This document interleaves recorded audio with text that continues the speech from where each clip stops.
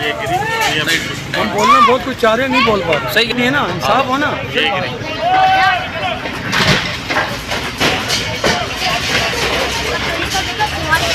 जो आप थ्रेटिंग करके बोलना नहीं। मैं हूँ शाहिद हुसैन, इस वक्त मुजाहिद कॉलोनी नॉर्थ नाज़िमाबाद में मौजूद हूँ। यहाँ पर केडीए की जानिब से तजावज़ात के खिलाफ ऑपरेशन हो रहा है।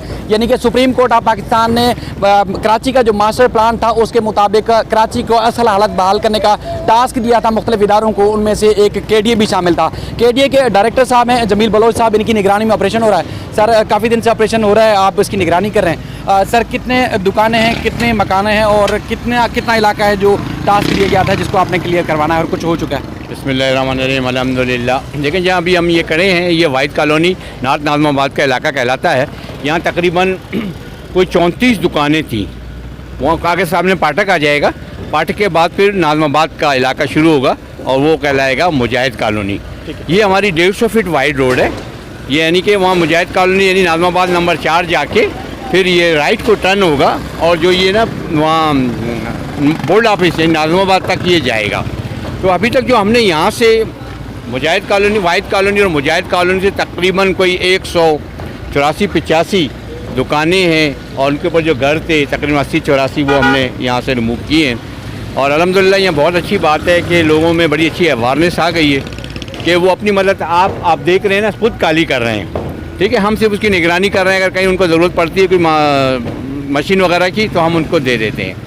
अच्छा, तकरीबन अब ये जो हम ये काम कर रहे हैं, इसके अलावा तो हमारे पास काम यानी इस हवाले से यानी सुप्रीम कोर्ट के आर्डर के हवाले से तो हमारे पास डिस्ट्रिक्ट सेंटर में सबसे पहले जो है ना मेन रोड्स हैं जिन पे इंक्रोचमेंट हुआ हुआ है। मेन रोड्स में जो है ना 300 फीट के रोड हैं हमारे, जैसे शफीक मोड़ पे जो इंडस्ट्रियल एरिया है हमारा, पेडलवी एरिया, फिर उसके बाद नॉर्थ कराची को वो इंडस्ट्रियल एरिया रास्ता जा रहा है, वहाँ 150 फीट रोड है पूरा, उस पर इंक्रोचमेंट हुआ हुआ है। अब वो भी हमारे उसमें है टारगेट में और पाइपलाइन में, और हमने उनको भी नोटिस दे दी है। तकरीबन 70% नोटिस हमने वहाँ बांट दिए हैं। अभी वहाँ 30% कौन कौन से इलाकों में रोडों के ऊपर पहले जो आपका जैसे बता रहे हैं कि टास्क है उसको पहले मुकम्मल करना है, रोड क्लियर करना है, उसके बाद फिर दीगर जगहों पर जो तजावज़ात होंगे उसका खात्मा होगा। तो इसके अलावा सेंट्रल के अलावा और कौन कौन से इज़ला में ऑपरेशन होना है और उसका कोई होमवर्क किया होगा? सर, सबसे पहले तो हमने ये सेंटर के कुछ टारगेटेड बनाए हैं क्योंकि ये बहुत बड़ी ऊंची टारगेट है। जैसे अभी ये हमने किया है तो अभी हम बता रहे हैं ना कि भाई 200 के करीब तजावीज़ात हो गए। अब उससे जो आगे जाएंगे तो वो भी तकरीबन 500-600 के करीब तजावीज़ात चली जाएगी। तकरीबन वो 3-4 हज़ार फिट लंबी है वो रोड भी। तो उसमें हमने फिर उसको 1-2-3 फेज़ में इसको शामिल करके करेंगे। अच्छा, फिर उसके बाद दूसरा हमारा इसमें हमने जो मैंने आपको बताया कि हमने वहाँ शफीक मोड़ पर जो गोजरा वाली सिस्टम है, यानी शफीक मोड़ से लेके गोजरा तक एक 150 फीट वाली रोड है हमारा, उस पर भी एक अच्छी आबादी एक बनी हुई है और वो अपने उसके केबल भी खंभे भी लगे हुए हैं KEC के, कराची इलेक्ट्रिक के। उसके बाद हमने वो करनी है। उसके बाद फिर हमारा तीसरा टारगेट है जो 300 फीट वाइड रोड है जो कोरंग शफीक यानी नॉर्थ कराची इंडस्ट्रियल एरिया को जा रहा है, यानी सबा सनीमा से लेकर और अपना अल्लाह वाली चौरंगी तक। यानी हमने नॉर्थ कराची इंडस्ट्रियल एरिया यानी अपना हम इस तरह करेंगे कि हमारा यानी फिडलबी area industrial area, north Karachi industrial area और उसके बाद जो स्कीम 33 का स्मॉल इंडस्ट्रियल के हैं वो सारे को हम उस रोकवर के बाद सब मिला देंगे। तो ये हमारा है। तो सर, यहाँ पे भी और जहाँ पर लोग आबाद हैं, ये जैसे 1955 से आबादी है, अब इनका ये शिकवा है कि एक तो वक्त पर नोटिस नहीं दिए गए, आगाह नहीं किया गया। उसके बाद फिर ज़ाहिर जिन लोगों ने भी ख़रीदी, किसी के पास लीज़ है, सरकारी दस्तावेज़ात हैं, तो उनकी किसी फोरम पर सुनवाई नहीं हो रही। तो ये जाएँ तो कहाँ जाएँ, किससे मदद लें, किससे इंसाफ लें? आप ऑपरेशन करें, आप तोड़ के चले जाएँ, लेकिन इनको मुआवजा या मुतबादल कौन देगा?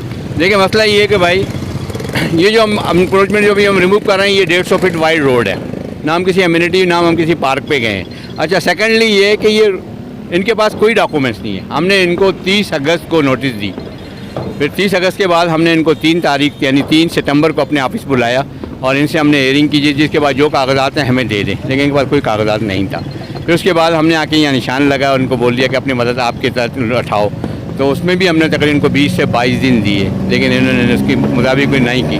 तो उसमें हमारा लॉ जो एंटी इंक्रोचमेंट एक्ट है वो कहता है कि उसमें आप जाके FIR कटवाएं। फिर हमने इनके खिलाफ तकरीबन कोई 184 बंदों के खिलाफ हमने एंटी इंक्रोचमेंट पुलिस एक्ट में FIR नंबर 1 तो हमने यहाँ की वाइट कॉलोनी की 32 नंबर है और मुजाहिद कॉलोनी की जो है वो 31 नंबर है। तो वही हमने लॉन्च कराई हुई है। तो अब खैर हमारी उसमें हमारा तो सबसे मेन मकसद ये होता है कि जगह वागदार होना, रोड का वागदार होना, वो हो जाता है तो हम उसको A क्लास या B क्लास कर देंगे। इनको मुतबादली मुआवजा देगा जो इनके पास लीगल डॉक्यूमेंट्स भी है, तो उनको कौन देगा? कोई ऐसा फ्रेमवर्क नहीं, रोड पे तो कोई लीगल डॉक्यूमेंट्स है ही नहीं ना, कोई है ही नहीं रोड पे कोई ऐसी डॉक्यूमेंट। फिर उसके बाद रोड का तो यही है कि भाई उसमें किसी को ना कच्ची आबादी दे सकता है, ना KMC कच्ची आबादी दे सकता है। ये जब तक हैं बस, जब तक नहीं होगा जब टूट जाएंगे। अभी आपके सामने ये हुसैन लाखानी ना, ये सब भी यहाँ पे भी ये रोड पे इन्होंने बना दिया था, इन्होंने भी सारी तोड़ दी। ठीक है, ये चकन 6-7 महीने पहले। यहाँ के मकीन है या कराची में और भी जहाँ पर तजावजात के खात्मे के लिए ऑपरेशन होता है, उनका लोगों का जो वहाँ के मकीन है उनका ये शिकवा होता है कि बहुत सारे बासर लोग हैं, उनको बचाने के लिए या उनको फ़ायदा देने के लिए गरीबों की बस्तियों को तोड़ दिया जाता है। हमारे ये इदारे हैं जो मुसलसल ये चीज़ें करते हैं, तो ये आवाम के इस तासुर को ख़त्म करने के लिए क्या मौक़िफ़ होगा? देखिए बहुत आसान सी बात है। जब ये 1900 आप कहना अगर 50 साल पहले की आबादी है, उस वक्त इतनी रोडों की अहमियत नहीं थी, इतना ट्रैफिक नहीं था। लेकिन आज आप देख रहे हैं कि ट्रैफिक एक अंजाम हो गई है उसमें, और कराची की आबादी कहाँ तक पहुँच गई है। लोग क्लेम करेंगे 2 करोड़ से भी अबव हो गई है। तो उस सिलसिले में अब तो ज़रूरत पड़ गई है रोडों की भी और नालों की भी। अभी भी आपके सामने सरोज का पानी का जैसे कैसे चल रहा है, तो ये सारी चीज़ें आ गई हैं। यानी अगर हमने यहाँ से 200 लोगों को मुंतकिल किया, लेकिन हमारा तो कोशिश यही होगी कि इस शहर वालों को हम फ़ायदा पहुँचाएँ, उससे मेरे ख्याल में 5 लाख की आबादी को फ़ायदा होगा। तो ये हमारा एक टारगेट है, और कुछ नहीं। पहला तो हमारा टारगेट ये कि सुप्रीम कोर्ट ने हमें डायरेक्शन दी है, और उसमें हमें उन्होंने 3 महीने का टाइम दिया, जिसमें भी 1.5 महीने गुजर चुके हैं लास्ट जो हुई थी। एक तो उसका हमारा टारगेट है कि हम सुप्रीम कोर्ट को कुछ बताएं और दें।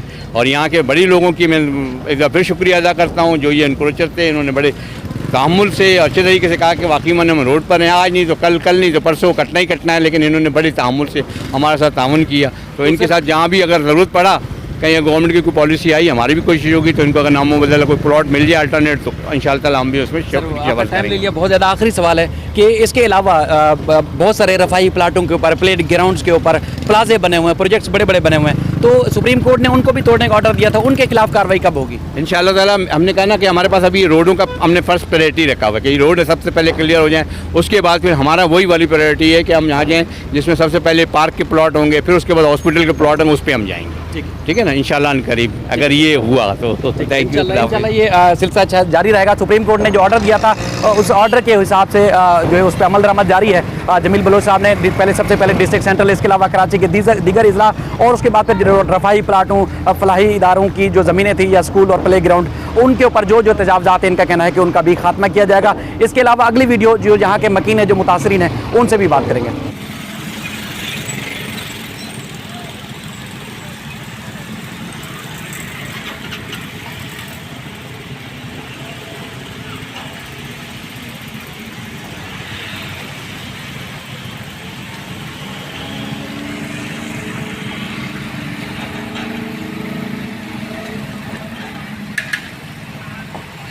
ये छतें इतनी आसानी से गिरने वाली नहीं है, थोड़ा थोड़ा करके गिरेगी।